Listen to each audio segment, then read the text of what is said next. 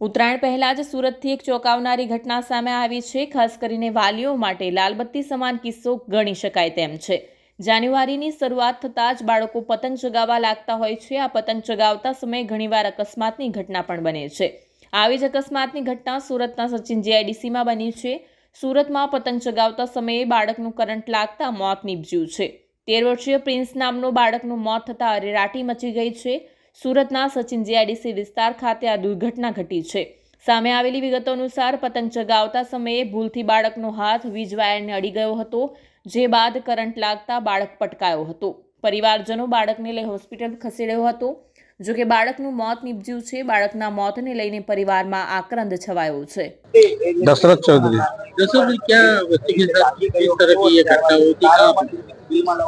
ये गीता नगर में हुआ है सर। गीता नगर में जो हाई टेंशन जा रही है, सीधा तरलपुर गांव से निकले सीधा हाईवे पर जा रही हो, और पतंग लड़का उड़ा रहा था।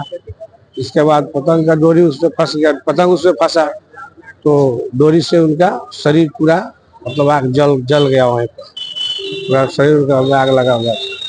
तो फिर हम लोग उनको सिविल, हम तो थे नहीं वहाँ, तो सिविल में आए थे। हम करीब हम तो 10 बजे 8 बजे रात के यहाँ पर आए, तो उनका सुबह उनका डेथ हो गया 7 बजे। इसकी उम्र कितने साल की है और कौन से स्कूल जाता है? 13 साल की उम्र है। स्कूल यहाँ तरलपुर गाँव में जा रहा था।